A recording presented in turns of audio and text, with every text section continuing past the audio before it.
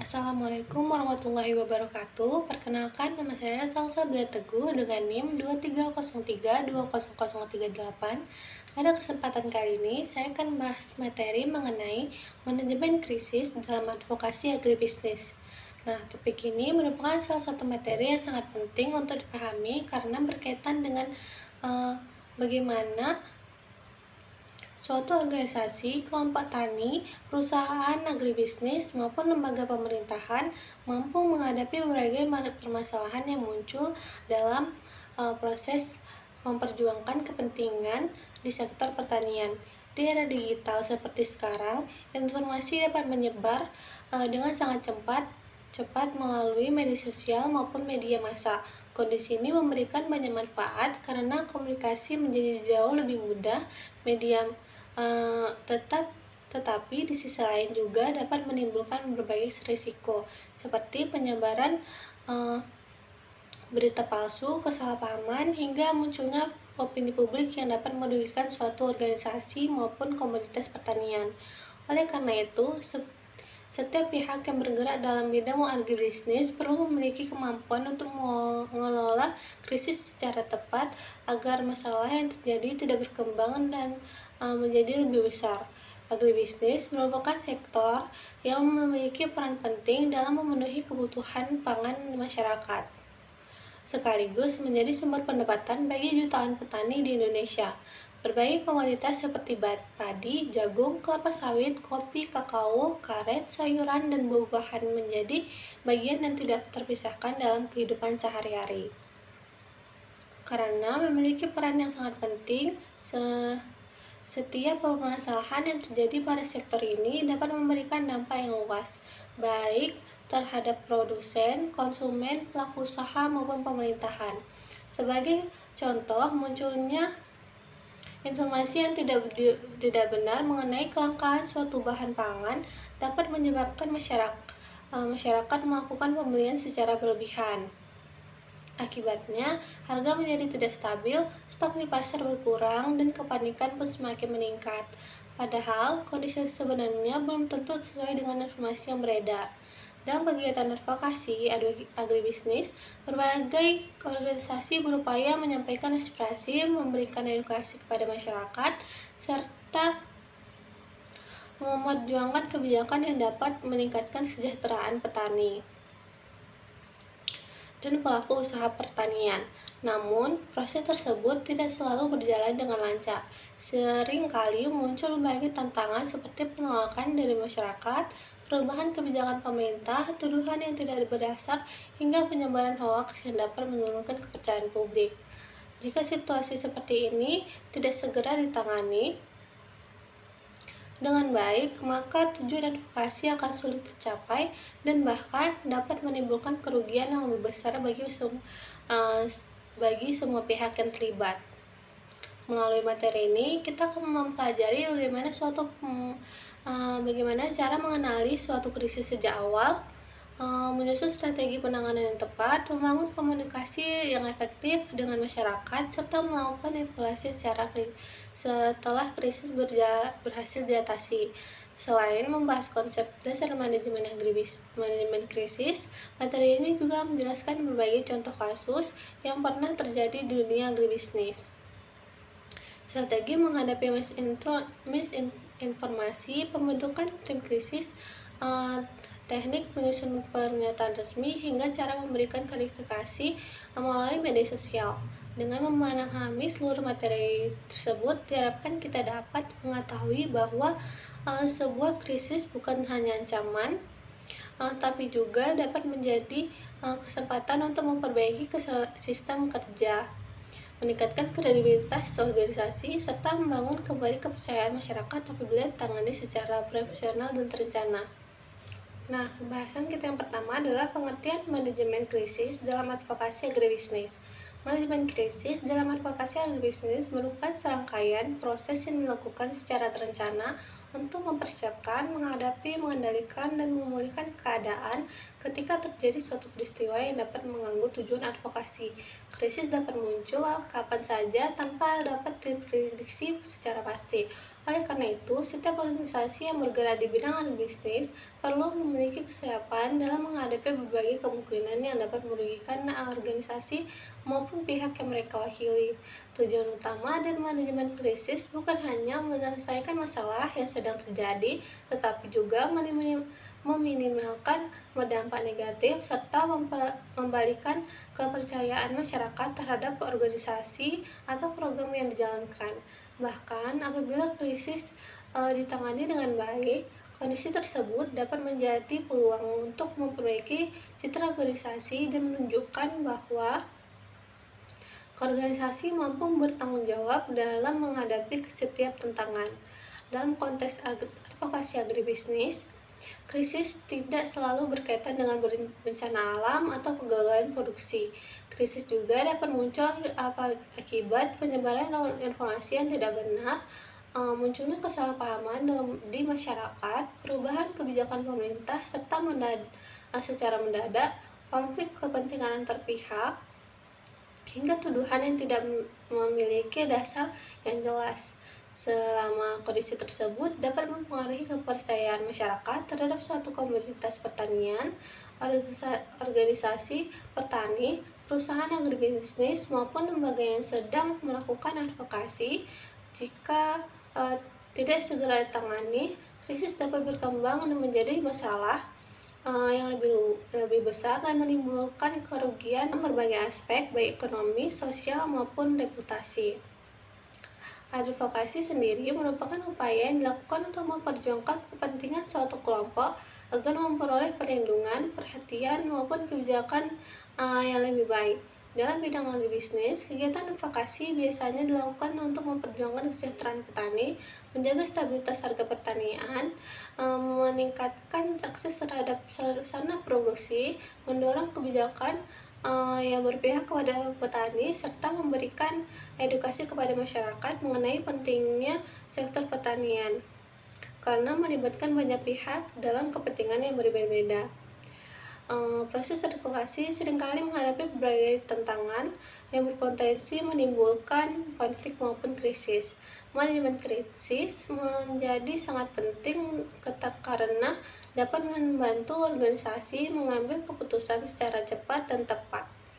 Ketika menjadi masalah, organisasi yang telah memiliki perencanaan yang krisis biasanya mampu bertindak lebih tenang dibandingkan organisasi yang belum memiliki persiapan. Mereka sudah mengetahui siapa yang bertanggung jawab, mereka sudah mengetahui siapa yang bertanggung jawab, belum memiliki persiapan. Bagaimana cara menyampaikan informasi kepada masyarakat, langkah apa yang harus dilakukan terlebih dahulu, serta bagaimana menjaga komunikasi dengan berbagai pihak agar situasi tidak semakin memburuk. Sebaliknya, apabila organisasi tidak memiliki sistem manajemen krisis yang baik, mereka cenderung memberikan respon yang terlambat. Informasi yang disampaikan menjadi tidak konsisten, bahkan dapat memperburuk persepsi masyarakat terhadap organisasi tersebut. Oleh karena itu, manajemen krisis bukan hanya sekedar kegiatan yang dilakukan ketika masalah telah terjadi, tetapi merupakan proses yang berlangsung secara terus-menerus. Organisasi harus mampu mengidentifikasi potensi risiko sejak dini, menyusun strategi pencegahan, mempersiapkan sumber daya manusia yang kompeten, serta membangun komunikasi yang baik dengan seluruh pemangku kepentingan. Dengan cara tersebut, ketika suatu krisis benar-benar terjadi, organisasi telah memiliki pedoman yang jelas dalam mengambil tindakan. Melalui penerapan manajemen krisis yang baik, kegiatan advokasi agribisnis dapat tetap berjalan secara efektif. Tujuan organisasi tetap dapat dicapai dan kepercayaan masyarakat dapat terus dipertahankan meskipun menghadapi berbagai tantangan yang tidak terduga. Selanjutnya adalah tujuan manajemen krisis dalam advokasi agribisnis. Manajemen krisis memiliki tujuan yang sangat penting dalam mendukung keberhasilan kegiatan advokasi agribisnis. Pada dasarnya, setiap organisasi tentu berharap agar program atau kegiatan dijalankan dapat berlangsung dengan lancar tanpa mengalami hambatan yang berarti. Namun kenyataannya berbagai masalah dapat muncul kapan saja, baik dari yang berasal dari dalam organisasi maupun faktor eksternal. Oleh karena itu, manajemen krisis hadir sebagai upaya mengantisipasi berbagai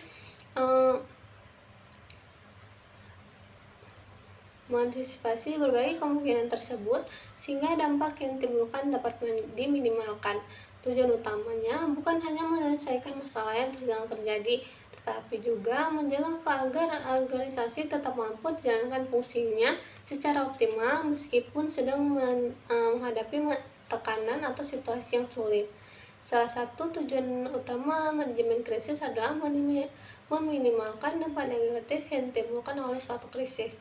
Dampak tersebut dapat berupa kerugian ekonomi, menurunnya kepercayaan masyarakat, terganggunya kegiatan reproduksi, rusaknya hubungan dengan mitra kerja, hingga menurunnya citra organisasi.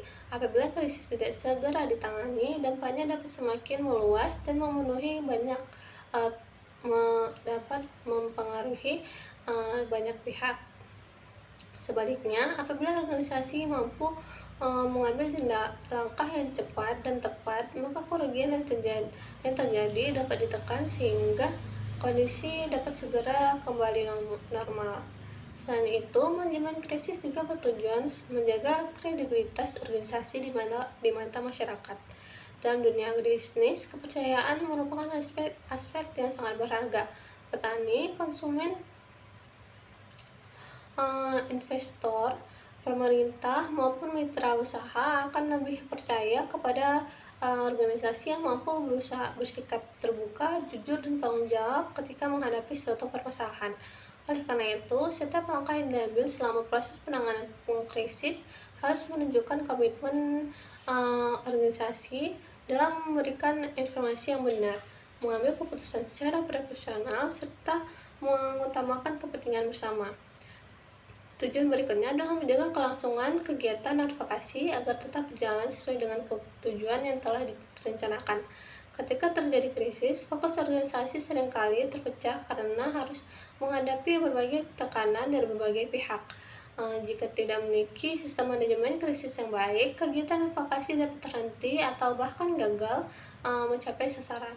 Dengan adanya perencanaan yang matang, organisasi tetap dapat menjalankan program-programnya sambil melakukan penanganan terhadap krisis yang sedang berlangsung.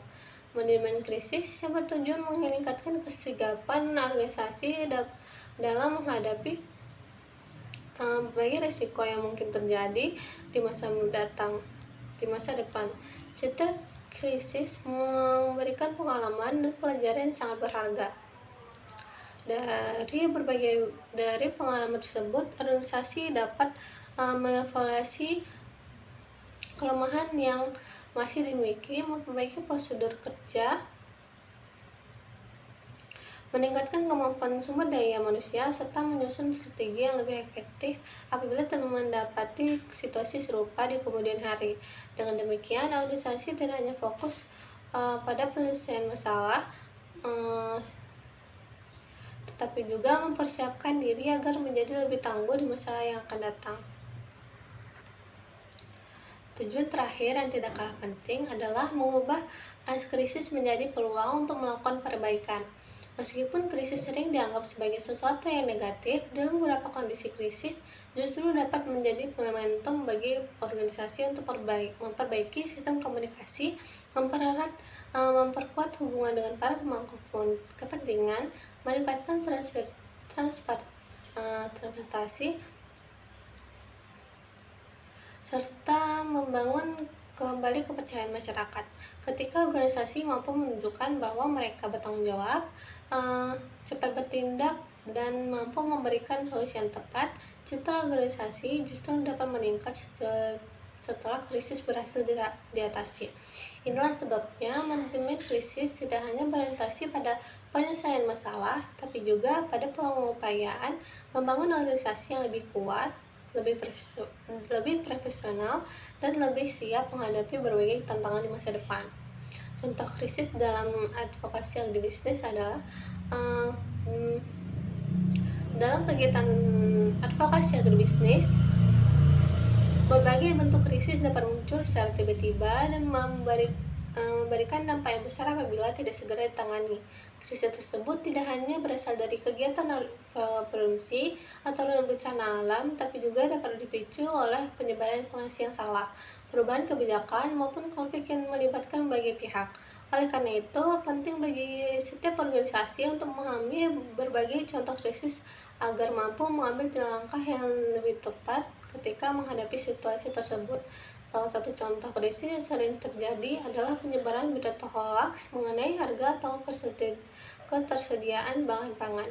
Informasi palsu yang menyebutkan adanya kelangkaan atau kenaikan harga suatu komoditas dapat memicu kepanikan masyarakat. Akibatnya, masyarakat membeli produk dengan jumlah besar sehingga harga benar-benar meningkat dan stok menjadi terbatas. Kondisi tersebut tentu merugikan petani, pedagang maupun konsumen. Contoh berikutnya adalah perubahan kebijakan pemerintah secara mendadak, seperti larangan ekspor dan impor suatu komoditas pertanian. Kebijakan tersebut dapat mengganggu distribusi hasil pertanian, menurunkan pendapatan petani, serta mempengaruhi stabilitas pasar. Dalam kondisi seperti ini, organisasi advokasi harus mampu menyampaikan aspirasi kepada petani sekaligus mencari solusi bersama pemerintah. Krisis juga dapat terjadi akibat pencemaran nama baik terhadap suatu komoditas pertanian. Misalnya, muncul tuduhan bahwa suatu produk berbahaya bagi kesehatan atau merusak lingkungan tanpa didukung bukti ilmiah yang kuat. Isu seperti ini dapat menurunkan kepercayaan masyarakat sehingga permintaan terhadap produk tersebut ikut menurun dan berdampak pada pendapatan para petani.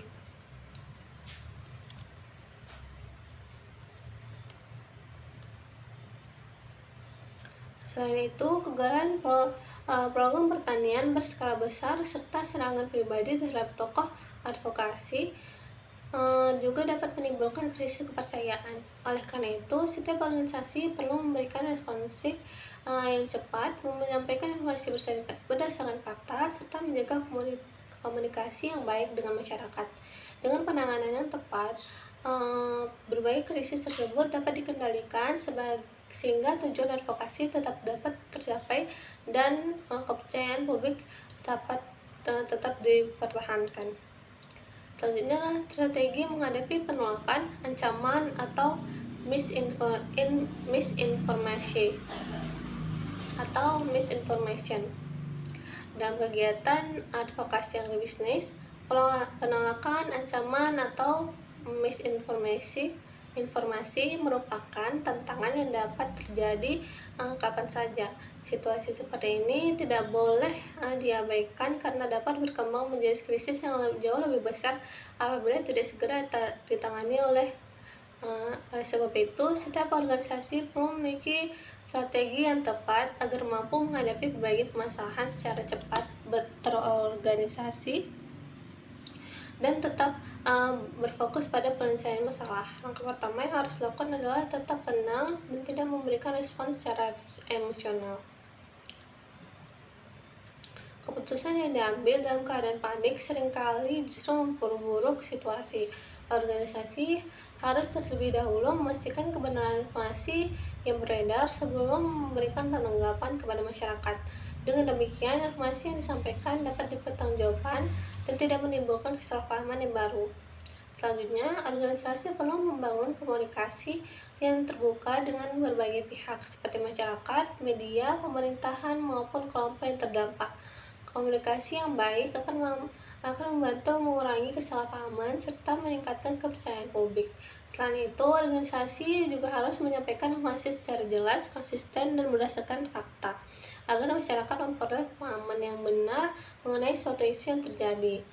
Apabila krisis disebabkan oleh misinformasi atau hoaks, organisasi harus segera melakukan klarifikasi menggunakan data dan bukti yang akurat. Klarifikasi sebaiknya disampaikan melalui media yang mudah diakses oleh masyarakat, seperti media sosial, situs resmi organisasi, maupun konferensi pers.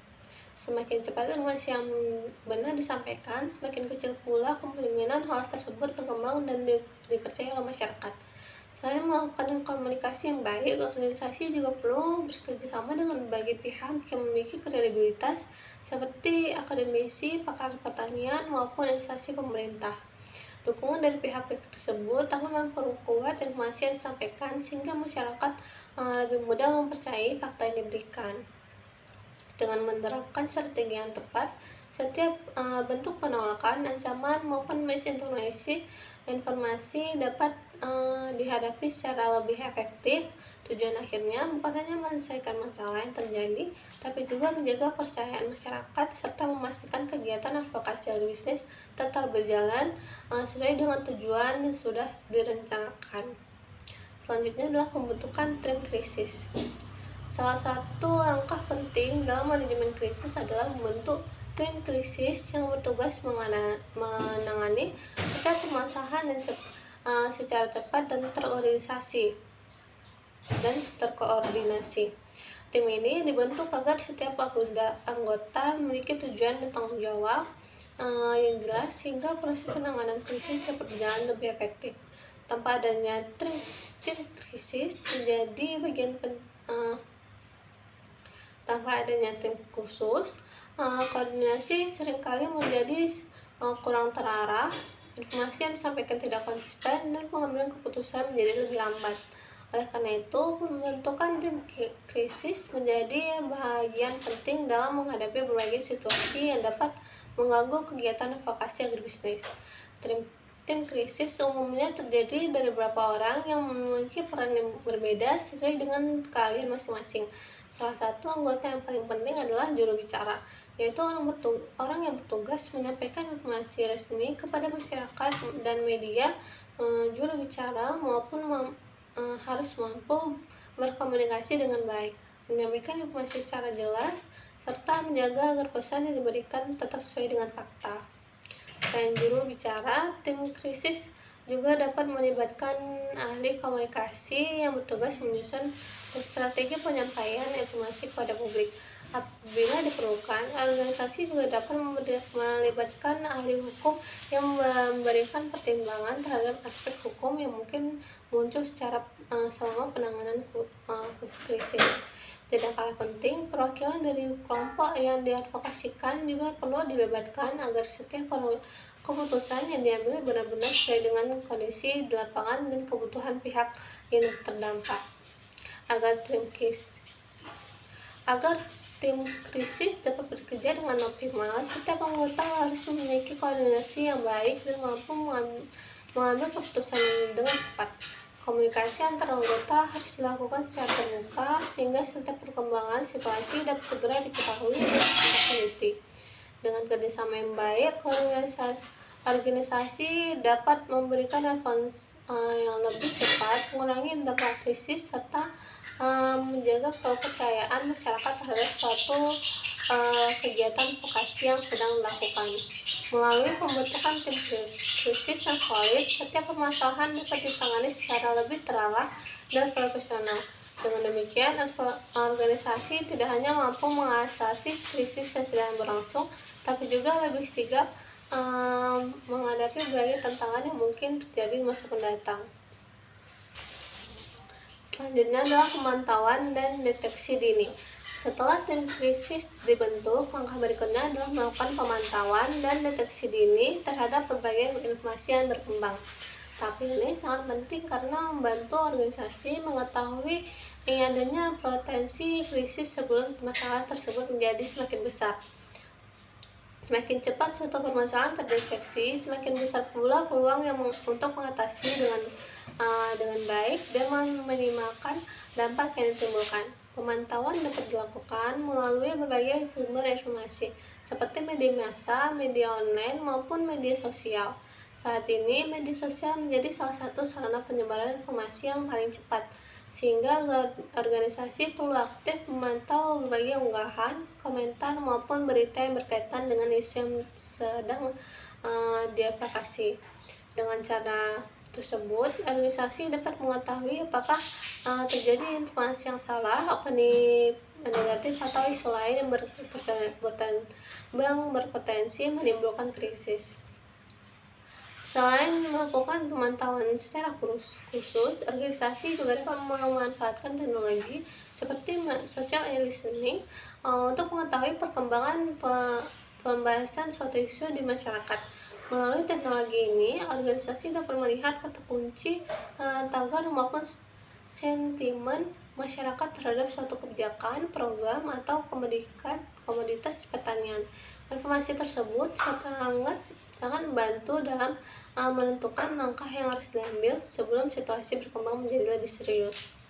Hasil pemantauan yang diperoleh harus segera dianalisis agar organisasi dapat menentukan apakah informasi tersebut benar-benar berpotensi menjadi krisis atau hanya merupakan pendapat biasa dari masyarakat. Dengan melakukan deteksi sejak dini, organisasi yang memiliki waktu yang cukup untuk menyusun strategi, menyediakan klarifikasi, serta memberikan informasi yang benar kepada publik. Oleh karena itu, pemantauan dan deteksi dini merupakan bagian penting dalam manajemen krisis. Melalui kegiatan ini, organisasi dapat bertindak lebih cepat, mengurangi risiko munculnya kesalahpahaman, serta menjaga kepercayaan masyarakat terhadap kegiatan advokasi organisasi yang sedang dijalankan. Selanjutnya adalah penilaian dan analisis krisis. Setelah potensi krisis berhasil dideteksi, langkah selanjutnya adalah melakukan penilaian dan analisis terhadap masalah yang sedang terjadi. Tahap ini bertujuan untuk mengetahui penyebab krisis, mengetahui seberapa besar dampaknya, serta menentukan langkah penanganan yang tepat. Analisis yang dilakukan secara menyeluruh akan membantu organisasi mengambil keputusan berdasarkan fakta, bukan berdasarkan asumsi atau emosi. Dalam proses analisis, organisasi perlu mencari tahu sumber utama penyebab krisis. Informasi yang beredar harus diperiksa terlebih dahulu untuk memastikan apakah benar atau hanya berupa isu yang belum terbukti.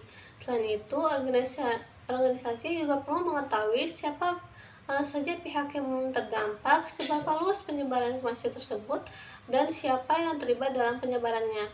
Dengan memahami kondisi tersebut, organisasi dapat menentukan prioritas penanganan sesuai tingkat urgensi masalah. Hal yang tidak kalah penting adalah membedakan antara kritik yang membangun dengan misinformasi atau hoax. Kritik yang disampaikan berdasarkan fakta sebaiknya diterima sebagai bahan evaluasi untuk memperbaiki kinerja organisasi. Sebaliknya, apabila informasi yang beredar merupakan hoax atau fitnah, organisasi perlu segera menyiapkan klarifikasi yang berdasarkan data atau bukti yang dapat dipertanggungjawabkan. Langkah ini penting agar masyarakat tidak terus menerima informasi yang keliru. Hasil analisis kemudian menjadi dasar dalam menyusun strategi penanganan krisis. Semakin lengkap informasi yang diperoleh, semakin tepat pula keputusan yang dapat diambil oleh organisasi. Oleh karena itu, proses analisis tidak boleh dilakukan secara terburu-buru, tetapi juga tidak boleh terlalu lama agar respon terhadap krisis tetap cepat. Dengan melakukan penilaian dan analisis secara tepat, organisasi akan lebih mudah menentukan solusi yang lebih efektif, mengurangi dampak negatif yang mungkin terjadi, serta menjaga kepercayaan masyarakat terhadap kegiatan advokasi yang bisnis yang sedang dijalankan. Selanjutnya adalah pengembangan pesan kunci. Setelah penyebab dan dampak krisis diketahui, langkah berikutnya adalah menyusun pesan kunci yang akan disampaikan kepada masyarakat. Pesan kunci merupakan informasi utama yang menjadi dasar komunikasi organisasi selama proses penanganan krisis. Penyusunan pesan ini sangat penting karena dapat mempengaruhi pemahaman dan kepercayaan masyarakat terhadap organisasi maupun isu yang sedang terjadi. Oleh karena itu, setiap Informasi yang disampaikan harus direncanakan dengan baik agar tidak menimbulkan kesalahpahaman baru. Pesan kunci harus dibuat dengan bahasa yang jelas, singkat, dan mudah dipahami, sesuai dengan fakta yang ada. Organisasi harus menghindari penggunaan kalimat yang berbelit-belit atau sulit dimengerti oleh masyarakat. Selain itu, informasi yang disampaikan juga harus konsisten di setiap media komunikasi agar tidak menimbulkan perbedaan penafsiran. Konsistensi pesan menunjukkan bahwa organisasi memiliki koordinasi yang baik dan mampu memberikan informasi yang dapat dipercaya. Dalam penyusunan pesan kunci, fokus utama harus diarahkan pada fakta dan bukti yang dimiliki. Apabila krisis disebabkan oleh penyebaran informasi yang tidak benar, organisasi perlu memberikan penjelasan yang mampu meluruskan informasi tersebut dengan data yang akurat. Di samping itu, organisasi juga harus menegaskan posisi atau sikapnya terhadap permasalahan sedang dihadapi sehingga masyarakat memahami langkah yang sedang terjadi dan dilakukan untuk mengatasi krisis. Hal lain yang perlu diperhatikan adalah penggunaan bahasa yang profesional dan tidak bersifat emosional. Meskipun organisasi berada dalam situasi yang sulit, penyampaian informasi tetap harus dilakukan dengan tenang dan menghargai semua pihak. Cara berkomunikasi yang baik akan membantu menciptakan suasana yang lebih kondusif serta meningkatkan kepercayaan masyarakat terhadap organisasi. Dengan adanya pesan kunci yang jelas dan konsisten, pesan komunikasi selama penanganan krisis akan menjadi lebih efektif.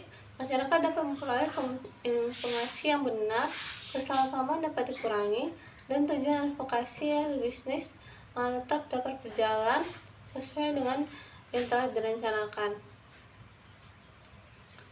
Selanjutnya adalah respon cepat dan tepat. Dalam menghadapi krisis, kecepatan dan ketepatan dalam memberikan respon merupakan faktor yang sangat penting. Organisasi tidak boleh menunda penyampaian informasi karena keterlambatan dapat menimbulkan berbagai spekulasi dan memperburuk keadaan. Ketika masyarakat tidak memperoleh penjelasan yang jelas dari sumber resmi, mereka cenderung mencari informasi dari sumber lain yang belum tentu benar adanya. Oleh karena itu, organisasi harus segera mengambil tindakan setelah memperoleh data dan fakta yang akurat mengenai permasalahan yang terjadi. Respon yang diberikan harus disesuaikan dengan jenis krisis yang sedang dihadapi. Organisasi dapat memilih berbagai saluran komunikasi seperti konferensi pers, pernyataan resmi, media sosial, atau dialog yang langsung dengan pihak yang berkepentingan. Pemilihan media yang tepat akan membantu informasi sampai kepada masyarakat dengan lebih cepat dan efektif. Selain itu, penggunaan media yang sesuai juga dapat mengurangi risiko yang terjadi kesalahpahaman dalam penyampaian informasi. Dalam memberikan respon, organisasi harus mengutamakan transparansi dan kejujuran. Informasi yang disampaikan sebaiknya berdasarkan fakta yang telah diverifikasi serta tidak menutup-nutupi kondisi yang sebenarnya. Sikap terbuka akan meningkatkan kepercayaan masyarakat dan menunjukkan bahwa organisasi bertanggung jawab dalam mengenai permasalahan yang sedang terjadi. Jika memang terjadi kesalahan, organisasi juga perlu mengakui serta menjelaskan langkah-langkah yang akan dilakukan untuk memperbaiki keadaan. Selain bersikap transparan, organisasi juga perlu menunjukkan empati kepada pihak yang terdampak oleh krisis. Empati dapat ditunjukkan dengan menghargai kekhawatiran masyarakat, mendengarkan berbagai masukan, serta memberikan perhatian terhadap dampak yang dirasakan oleh pihak-pihak terkait. Sikap ini membantu menciptakan hubungan yang lebih baik antara organisasi dan masyarakat selama proses penanganan krisis. Melalui respon yang cepat, transparan, tepat, dan penuh empati, organisasi dapat mengurangi dampak negatif dari suatu krisis serta menjaga kepercayaan masyarakat. Dengan demikian, kegiatan advokasi bisnis dapat terus berjalan dengan baik meskipun menghadapi berbagai tantangan yang tidak terduga. Selanjutnya adalah melawan misinformasi atau hoax. Salah satu tantangan terbesar dalam advokasi bisnis adalah penyebaran misinformasi yang dan hoax. Informasi yang tidak benar dapat menyebar dengan sangat cepat melalui media sosial maupun media massa. Meskipun mampu mempengaruhi opini publik dalam waktu singkat, apabila tidak segera diluruskan, organisasi hoax dapat menimbulkan kepanikan, menurunkan kepercayaan terhadap organisasi, bahkan merugikan petani, pelaku usaha, dan masyarakat. Oleh karena itu, organisasi perlu mengambil tindakan yang cepat dan tepat untuk menghentikan penyebaran informasi yang keliru. Langkah pertama yang harus dilakukan adalah memastikan seluruh informasi yang disampaikan kepada masyarakat didukung oleh data yang akurat. Selanjutnya, organisasi perlu segera memberikan klarifikasi melalui berbagai media komunikasi yang mudah dijangkau oleh masyarakat, seperti media sosial, situs resmi, atau konferensi pers. Selain melakukan klarifikasi, organisasi juga dapat memberikan edukasi kepada masyarakat mengenai pentingnya memeriksa kebenaran suatu informasi sebelum menyebarkannya. Dalam beberapa kondisi, organisasi juga dapat bekerja sama dengan ahli, akademisi, maupun instansi pemerintahan untuk memperkuat informasi yang disampaikan. Dukungan dari berbagai pihak memiliki kredibilitas akan membuat klarifikasi lebih mudah diterima oleh masyarakat. Selanjutnya, dengan langkah-langkah tersebut, penyebaran misinformasi dan hoax dapat ditekan sehingga kepercayaan masyarakat tetap terjaga. Penanganan yang cepat didukung oleh fakta yang akurat dan komunikasi dengan baik akan membantu organisasi menjaga keberhasilan kegiatan advokasi agribisnis meskipun menghadapi berbagai tantangan informasi di era digital. Selanjutnya adalah evaluasi dan pembelajaran. Setelah krisis berhasil ditangani, organisasi tidak boleh langsung menganggap bahwa seluruh proses telah selesai. Tahap berikutnya yang tidak kalah penting adalah melakukan evaluasi terhadap seluruh proses krisis. Evaluasi bertujuan untuk mengetahui apakah langkah-langkah yang telah dilakukan sudah efektif, kendala apa saja yang dihadapi, serta hal-hal yang masih perlu diperbaiki. Dengan adanya evaluasi, organisasi dapat memperoleh pengalaman dan pembelajaran yang berguna untuk menghadapi kemungkinan krisis di masa mendatang. Proses evaluasi dapat dilakukan dengan meninjau kembali setiap tindakan yang telah diambil selama penanganan krisis. Organisasi dapat menilai apakah proses yang diberikan sudah cukup cepat, apakah informasi yang disampaikan kepada masyarakat sudah jelas dan konsisten, serta apakah koordinasi antara anggota di tim krisis berjalan dengan baik.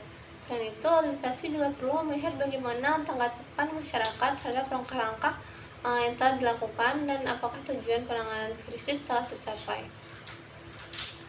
Hasil evaluasi akan membantu organisasi mengidentifikasi kekuatan dan kelemahan yang dimiliki. Apabila ditemukan kekurangan, organisasi dapat segera memperbaiki seperti menyempurnakan proses penanganan krisis, meningkatkan kemampuan sumber daya manusia, atau memperbaiki sistem komunikasi dengan masyarakat.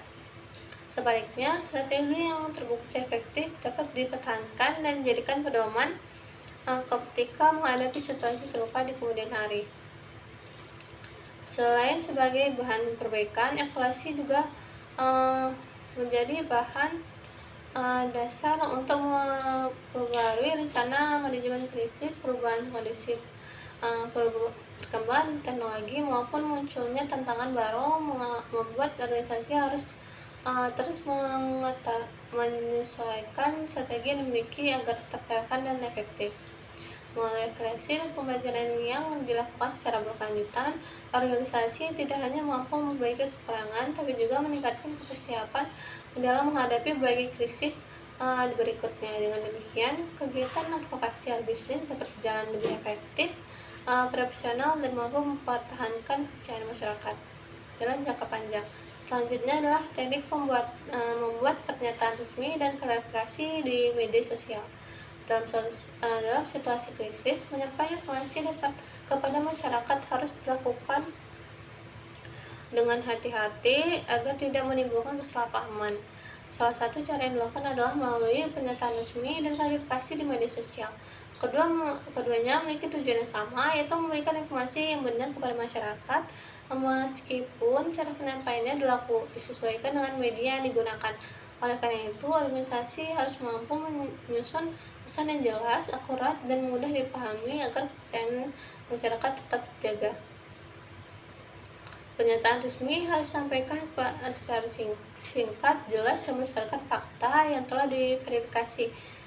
Isi pernyataan perlu menjelaskan permasalahan yang sedang terjadi, sikap organisasi terhadap masalah tersebut, serta langkah yang sedang atau akan dilakukan untuk mengatasinya.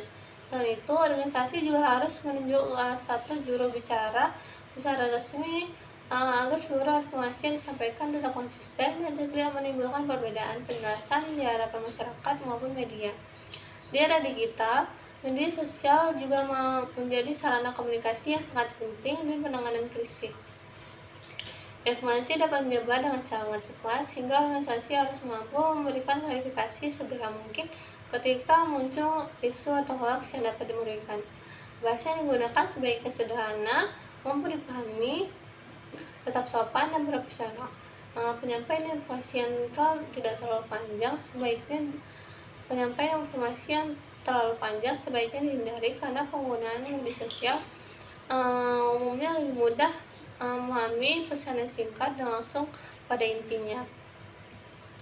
Untuk memperkuat penyampaian informasi, organisasi juga dapat memanfaatkan infografis, foto maupun video singkat yang berisi data atau fakta pendukung lainnya. Media visual biasanya lebih mudah dipahami oleh masyarakat dan dapat membantu menjelaskan informasi secara lebih efektif.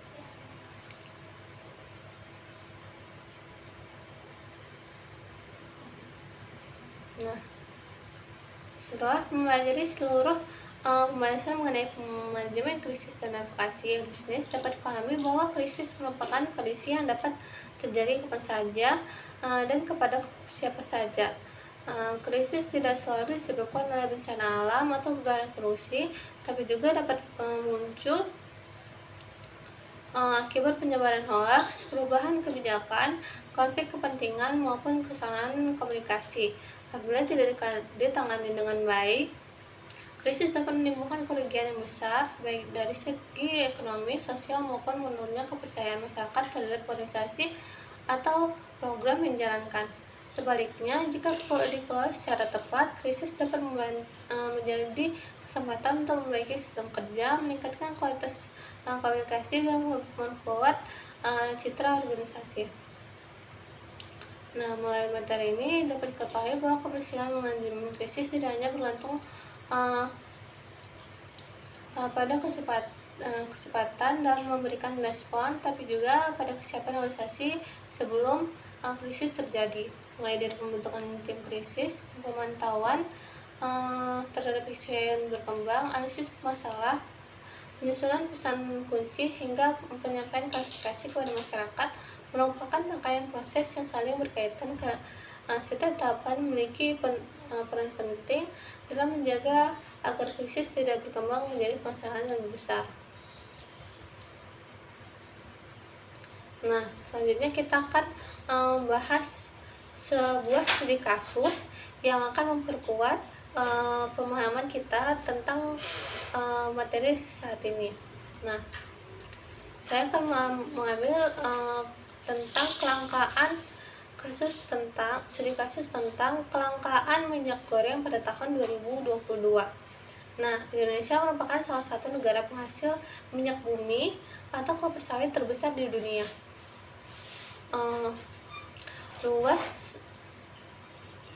Indonesia merupakan salah satu negara penghasil kelapa sawit terbesar di dunia. Luas perkebunan kelapa sawit yang mencapai jutaan hektar menjadikan Indonesia sebagai produsen utama minyak kelapa sawit mentah atau CPO.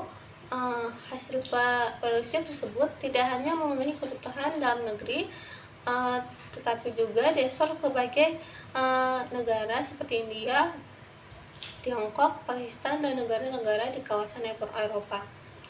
Industri kelapa sawit memiliki peran yang sangat penting terhadap perekonomian Indonesia karena mampu menyerap jutaan tenaga kerja, meningkatkan pendapatan petani, serta menjadikan salah satu penyumbang devisa negara terbesar. Salah satu produk yang dihasilkan adalah CPO atau minyak goreng. Hampir seluruh masyarakat Indonesia menggunakan minyak goreng setiap hari, baik untuk kebutuhan rumah tangga maupun usaha kuliner. Oleh karena itu, kestabilan minyak goreng menjadi perhatian penting bagi pemerintah. Ketika harga minyak goreng stabil, aktivitas masyarakat dapat berjalan dengan baik. Sebaliknya, ketika harga naik secara drastis atau barang menjadi langka, dampaknya langsung dirasakan oleh masyarakat luas. Permasalahan mulai muncul pada akhir tahun 2021 ketika harga CPO dunia mengalami kenaikan yang sangat tinggi. Kondisi tersebut dipengaruhi oleh meningkatnya permintaan global setelah perekonomian dunia mulai pulih dari pandemi COVID-19. Selain itu, produksi beberapa minyak nabati lainnya seperti minyak bunga matahari dan minyak kedelai mengalami penurunan, sehingga banyak negara beralih menggunakan minyak kelapa sawit sebagai alternatif. Akibatnya, harga CPO terus meningkat hingga mencapai rekor tertinggi. Kenaikan harga CPO dunia membuat perusahaan minyak kelapa sawit lebih tertarik menjual produknya ke pasar ekspor karena keuntungan yang diperoleh jauh lebih besar dibandingkan menjualnya dalam negeri. Dampaknya, pasokan CPO untuk industri minyak kelapa sawit minyak goreng domestik mulai berkurang. Dalam waktu bersamaan, harga minyak goreng di pasar terus mengalami kenaikan. Kondisi inilah yang menjadi awal munculnya krisis minyak goreng di Indonesia pada tahun 2022. Nah, memasuki Januari 2022, masyarakat mulai merasakan perubahan yang cukup signifikan. Harga minyak goreng sebelumnya relatif stabil tiba-tiba meningkat tajam di berbagai daerah. Tidak hanya mengalami kenaikan harga minyak goreng,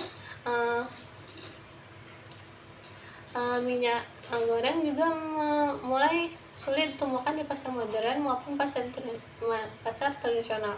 Banyak toko membatasi jumlah pembelian karena stok tersedia semakin sedikit. Situasi tersebut menimbulkan keresahan di tengah masyarakat. Banyak rumah tangga harus berpindah dari toko satu ke toko lainnya hanya untuk mencari minyak goreng.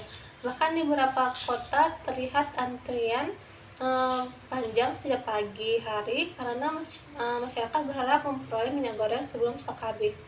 Dalam beberapa kasus, masyarakat rela mengantri berjam-jam tetapi tetap tidak mendapatkan minyak goreng karena persediaan telah habis terlebih dahulu. Nah, kelangkaan ini juga memberikan dampak besar terhadap pelaku usaha kecil seperti pedagang gorengan, rumah makan, usaha catering, dan UMKM yang bergantung pada minyak goreng sebagai bahan utama produksi. Biaya operasional mereka meningkat karena harus membeli minyak goreng dengan harga yang jauh lebih mahal.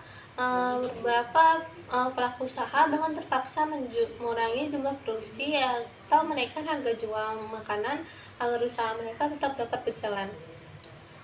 Di sisi lain, media sosial dipenuhi berbagai informasi mengenai penyebab kelangkaan minyak goreng. Sebagian informasi berasal dari sumber resmi, tapi tidak sedikit pula yang berasal dari spekulasi atau hoax. Banyak masyarakat mulai menyalahkan pemerintah, perusahaan kelapa sawit, hingga distributor tanpa mengetahui penyebab sebenarnya. Kondisi tersebut menunjukkan bahwa krisis yang terjadi bukan hanya berkaitan dengan ketersediaan barang, tapi juga menyangkut penyebaran informasi yang belum tentu benar. Nah, apabila tidak dianalisis lebih mendalam, kelangkaan minyak goreng pada tahun 2022 bukan disebabkan oleh satu faktor saja, melainkan oleh kombinasi berbagai faktor yang saling berkaitan. Faktor pertama adalah melonjaknya harga CPO di pasar internasional, karena harga ekspor jauh lebih tinggi dibandingkan harga yang dalam negeri. Banyak produsen lebih memilih menjual produknya ke luar negeri. Akibatnya pasokan bahan baku minyak goreng untuk kebutuhan domestik menjadi berkurang. Faktor berikutnya adalah terganggunya rantai pasok global akibat pandemi COVID-19 yang belum sepenuhnya pulih. Distribusi barang yang antar negara masih mengalami hambatan sehingga mempengaruhi perdagangan minyak nabati dunia. Kondisi tersebut semakin diperparah oleh terjadinya konflik Rusia dan Ukraina pada Februari 2022. Kedua negara tersebut merupakan pasok utama minyak bunga matahari dunia. Jika pasokan minyak bunga matahari terganggu, permintaan terhadap minyak kelapa sawit meningkat secara signifikan sehingga harga CPO dunia kembali melonjak. Selain faktor internasional, terdapat pula faktor dalam negeri seperti distribusi yang belum berjalan optimal serta munculnya praktik penimbunan oleh oknum tertentu yang ingin memperoleh keuntungan yang lebih besar. Situasi seperti ini membuat stok minyak goreng di berbagai daerah mengalami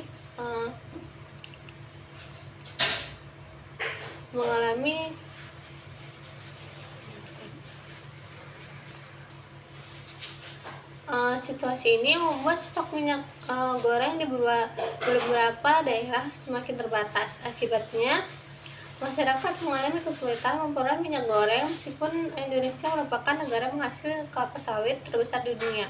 Kombinasi berbagai faktor tersebut akhirnya memicu krisis yang semakin meluas. Pemerintah harus segera mengambil langkah agar harga kembali stabil dan kebutuhan masyarakat tetap dapat terpenuhi. Melihat kondisi yang semakin memburuk, pemerintah mulai mengambil berbagai langkah untuk mengendalikan harga minyak goreng. Salah satu kebijakan pertama yang diterapkan adalah menetapkan harga eceran tertinggi atau HET agar masyarakat tetap dapat membeli minyak goreng dengan harga yang lebih terjangkau. Pemerintah berharap kebijakan tersebut mampu menjaga daya beli masyarakat sekaligus menekan kenaikan harga di pasaran. Namun, penerapan HET ternyata belum memberikan hasil yang sesuai dengan harapan. Banyak pedagang mengaku kesulitan menjual minyak goreng sesuai dengan harga yang ditetapkan karena harga beli dari distributor sudah lebih tinggi. Akibatnya, sebagian pedagang memilih tidak menjual minyak goreng untuk sementara waktu, sedangkan sebagian lainnya mengalami kerugian. Kondisi ini justru menyebabkan kelangkaan minyak goreng semakin terasa di berbagai daerah.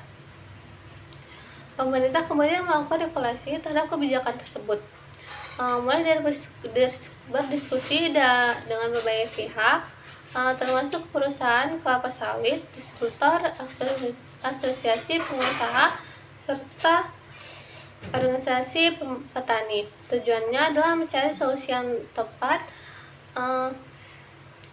yang dapat menjamin ketersediaan minyak goreng di dalam negeri tanpa mengganggu kegiatan ekspor yang juga memiliki kontribusi besar terhadap perekonomian nasional.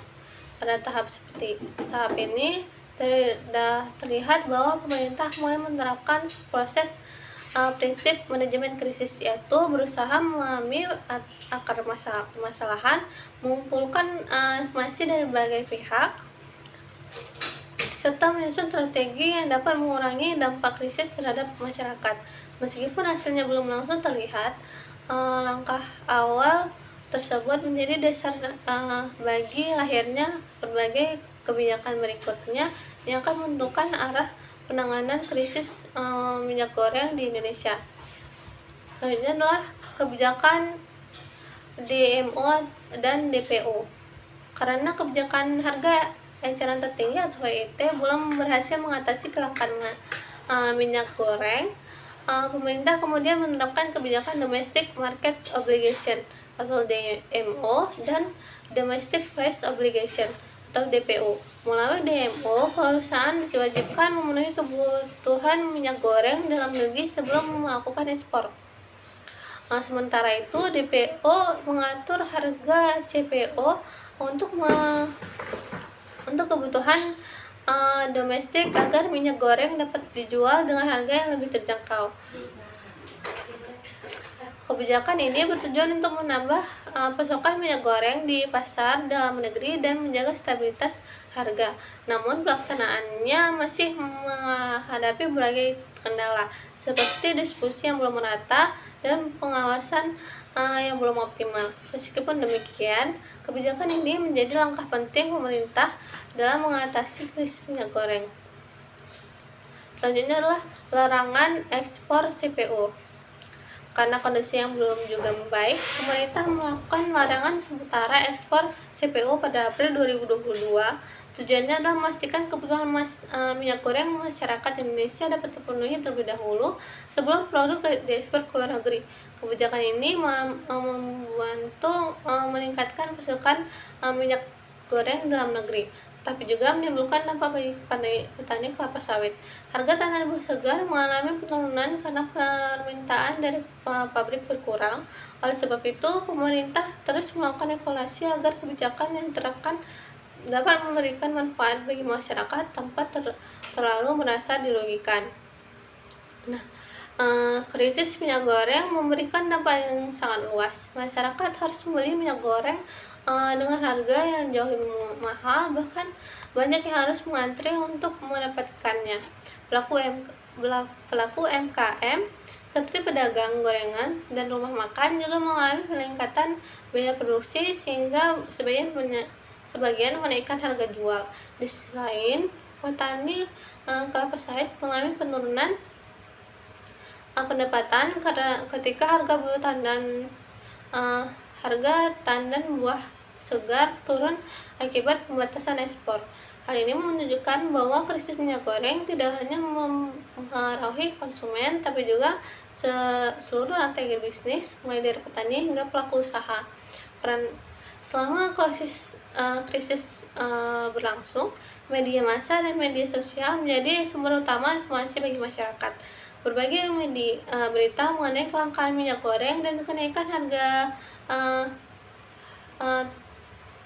harga tersebar dengan cepat, namun muncul pola informasi yang tidak benar sehingga menimbulkan kepanikan dan mendorong masyarakat melakukan panic buying.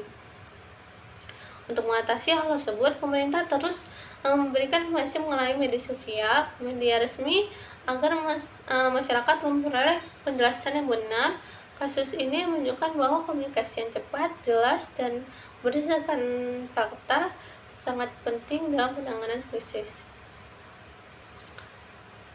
Jika dianalisis menggunakan konsep manajemen krisis, pemerintah telah melakukan beberapa tahapan penanganan, mulai dari mengidentifikasi penyebaran krisis, mengumpulkan informasi, hingga menerapkan berbagai kebijakan seperti HET, DMO, DPO, dan larangan ekspor CPO. Selain itu, pemerintah juga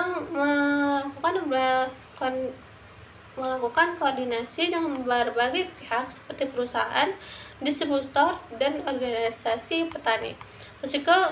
Meskipun belum semua kebijakan langsung berhasil, langkah-langkah tersebut menunjukkan pentingnya perencanaan, koordinasi, dan evaluasi dalam menghadapi krisis. Penanganan krisis membutuhkan kerjasama dari semua pihak agar solusi yang diambil dapat berjalan dengan baik. Evaluasi penanganan krisis setelah berbagai kebijakan diterapkan, kondisi pasar mulai membaik, pasokan minyak goreng kembali tersedia dan harga mulai berangsur stabil.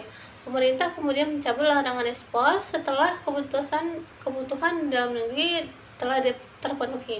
Namun, kasus ini menjadi bahan evaluasi bahwa sistem distribusi dan pengawasan masih perlu diperbaiki.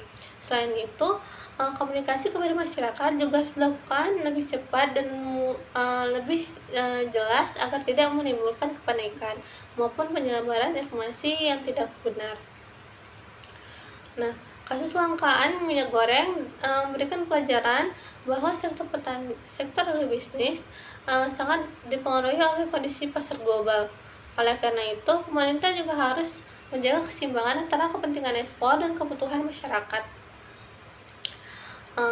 Kasus ini juga menunjukkan bahwa pentingnya komunikasi yang baik, koordinasi antar instansi, serta kerjasama antar pemerintah, perusahaan, petani, dan masyarakat. Dengan langkah tersebut dapat dampak krisis dapat diminimalkan dan kepercayaan masyarakat dapat tetap terjaga. Nah, kelangkaan minyak goreng tahun 2022 merupakan salah satu krisis terbesar di sektor agribisnis Indonesia. Krisis ini dipengaruhi oleh kenaikan harga CPO dunia, tingginya permintaan ekspor, serta berbagai kendala distribusi di dalam negeri. Dampaknya dapat dirasakan oleh seluruh pelaku agribisnis, mulai dari petani, perusahaan, pedagang, hingga masyarakat sebagai konsumen. Melalui berbagai kebijakan dan kerjasama dari berbagai pihak, kondisi akhirnya dapat kembali stabil. Dari kasus seperti ini dapat disimpulkan bahwa manajemen krisis sangat penting untuk menghadapi berbagai permasalahan di sektor agribisnis.